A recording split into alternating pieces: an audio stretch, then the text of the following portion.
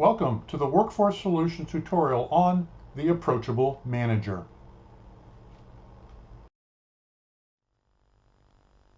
What is an approachable manager? Why is an approachable manager good? What are the characteristics of an approachable manager? And tips on becoming an approachable manager. What is an approachable manager? An approachable manager makes people feel comfortable and at ease. People at ease can work together, connect, and communicate without fear of retribution, and as a result, are more productive. Why is an approachable manager good?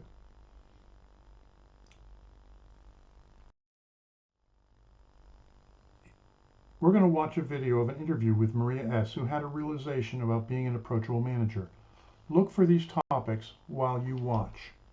What did Maria think about her being approachable initially? What impact did her discovery have? What did she do about it? What were the results of her taking action? A little background on Maria S. Maria S. managed a clothing store of a nationally known chain. Total number of employees varied from 30 to 75 depending on the season. She worked at the store about 3 years. This event happened about one halfway through that time. Good afternoon, Maria. Thank you for joining me. Oh, good afternoon. I want to talk to you about your experiences about being an approachable manager, and we talked about something that happened with you. So tell me about your being approachable. Well, being approachable as a manager was very important to me. I always wanted to make sure that as a general manager, I not only implemented the policies and the procedures of the company that I worked for, but at the same time, I felt it was important that my staff be able to approach me with any concerns that they may have or issues or questions. And Okay. it was really important to me. But yes. I think you mentioned you were having issues with one of your high school or first year college associates quitting and you couldn't figure out why. Yeah, I did. And I worked with a lot of high school students, first year college students. And shortly after onboarding, they'd be there about a week or two and they'd quit. And yeah, I couldn't figure out why. I didn't know what was going on. So what event opened your eyes really to this, not being an approachable manager? So there was a young lady by the name of Aaliyah that worked with us. She had been there about 6 months. She was 19 years old. She was straight out of high school. And she came in one day and said she wanted to talk to me. So I took her in the office and we started talking. She told me that she was wanting to quit, which surprised me because I thought she was doing a great job and I thought that she liked working with us. So I asked her why, and she kind of hesitated, and I just kind of prodded a little bit more. And she said that she, along with some of the staff members, they felt that I just didn't care. So that I came across as cold, and but I didn't take the time to answer their questions. I kind of just spit out one word answers to them. They were scared of me. Wow. So Yeah, how did you feel about that revelation? I was horrible. I was I was terribly disappointed in myself because I really did feel I was approachable, but obviously perception is everything, and the way they were seeing me was very different than how I was seeing myself. You had said something about an age gap. Yeah, so there was an age gap between us and most of my staff, between me and most of my staff, as well as work experience. Okay, So yeah.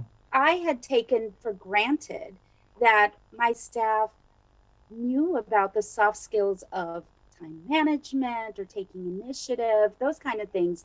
Um, and they didn't necessarily know. So, for example, if they were late, I would address it, but then I would just expect them to fix it. So Mhm. they didn't know how, and having been very inexperienced in the workforce, they were really disappointed that they didn't know how to do that, but they were too afraid to ask me. Yeah, I think you mentioned Isla said you look really serious and scary when you're busy. Yes, I yeah, thought that she was told me, funny. she said that to me. She said, you look really scary when you're busy, and so I had to become very self-aware of how I carried myself when I was busy, so that again, I gave you know, I made them feel comfortable around me no matter what was going on.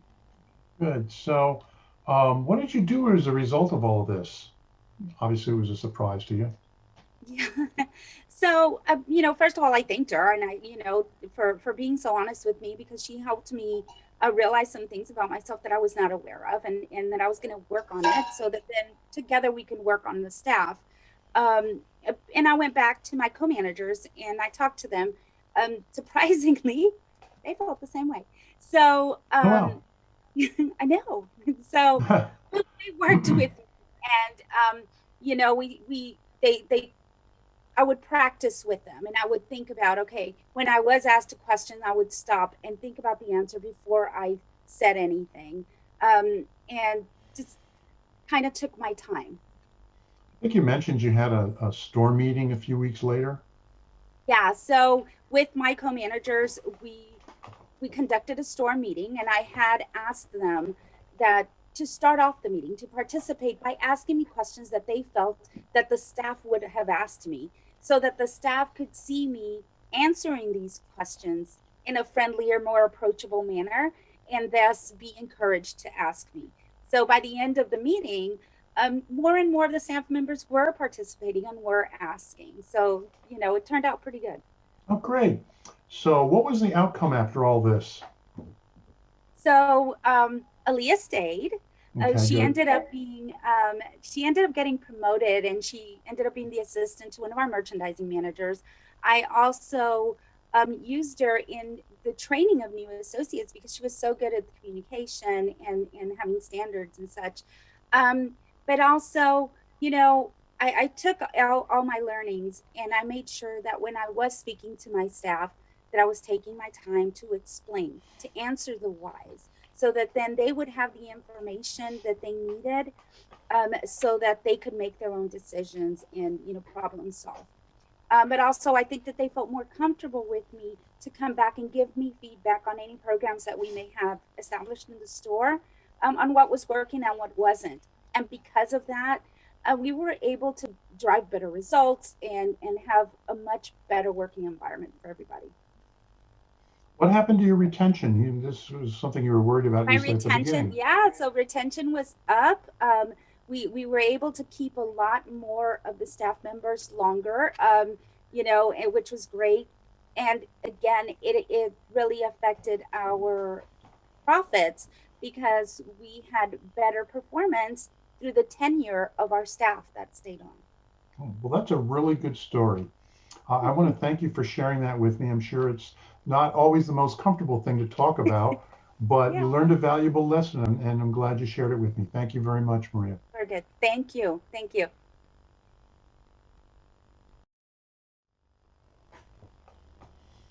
The video interview shows why being an approachable manager is good for a manager and for employees. It's important to note that Maria sincerely thought she was approachable, discovered she wasn't, but took steps to correct it and got great results. You learn if you're, as a manager and leader, are effective and approachable. You're more likely to find out about issues that impede work. You find out areas of improvement your workforce may need. You can develop people. You get more sharing of ideas. You get feedback on current programs. And a bonus is everyone enjoys working with you. These are some companies that focus on having an approachable manager. They also are companies that tend to be top performers in their respective industry. Having approachable managers isn't the only reason, but it's a big part. I'm going to review 9 characteristics of an approachable manager with tips on becoming an approachable manager. First, sincerely focus on the other person. When someone talks to you, focus on them. Be impressed by what they are doing. Compliment them. Ask them about their family. It doesn't have to be 100% work related. This shows you're human. Other people are more impressed by your interest and reaction in them than they are by you being interesting or funny. When you do this, you treat people like they matter. Don't grunt single word answers. Put the phone away. Don't think the other person is fooled by you paying attention when you're focused on the phone. As you can see in the first picture, the person is talking, but the people who are listening are on their phone. The second one is even more obvious.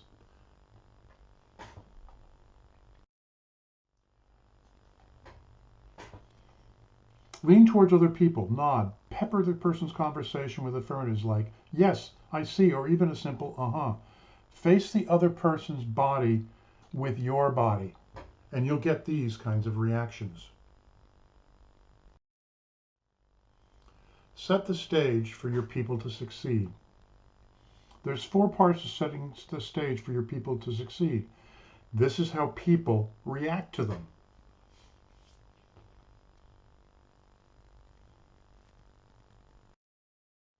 And these are the 4 parts they were reacting to. First, set expectations completely. Second, pave the path to other people who are needed. Third, make sure everyone knows their role. 4, be openly willing to assist and answer questions.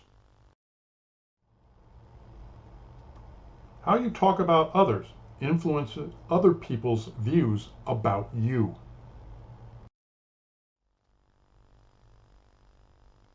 When you talk positively about others, especially coworkers, they tend to have a more positive view about you, making you more approachable. On the other hand, you talk negatively about others, their view of you will be more negative. People seen as negative are not approachable. Psychologists call it trait transference, and it can powerfully influence how others view you. You may not even be aware of it, so learn to watch what you say. Too many managers and supervisors spend their time correcting and finding fault. Then they end up with employees focused on avoiding doing things wrong and avoiding being noticed. That hardly makes you approachable. Correct less and compliment more, and you'll have employees who focus on doing things right instead of just avoiding mistakes. People who compliment more are more approachable, since others aren't being afraid of being pummeled by criticism.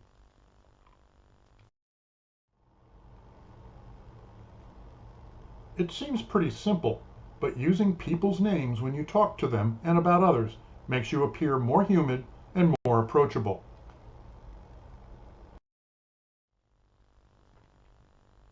See the difference in how the supervisor sounds, even though both messages say the exact same thing.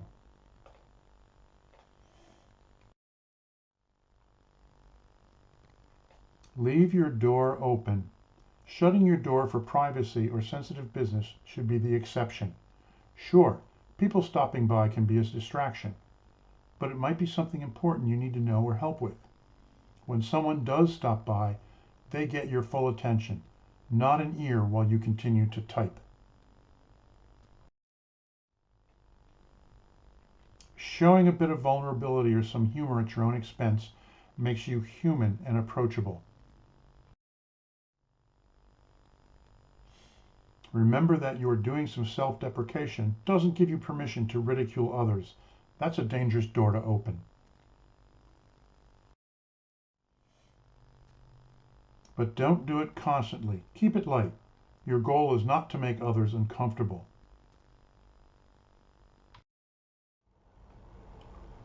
Finally, smile. If there's any one thing to take away from this tutorial, it's to smile. Plus, people are likely to smile back. It's infectious. It literally changes people's mood. If you can't smile, most of the rest of what we told you is probably useless.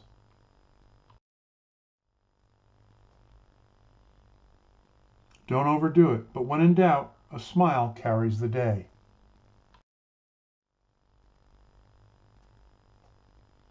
Research shows a person who smiles regularly is viewed more positively.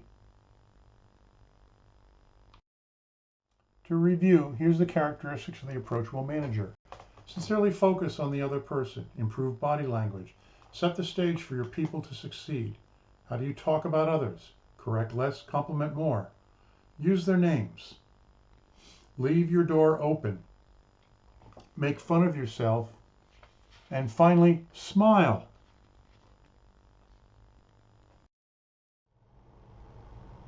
We learned what an approachable manager is. We learned from the video why an approachable manager is good. Then we reviewed the characteristics of an approachable manager along with tips for each one on how to become an approachable manager. Thank you for watching our tutorial. We look forward to your reaping the benefits of becoming an approachable manager.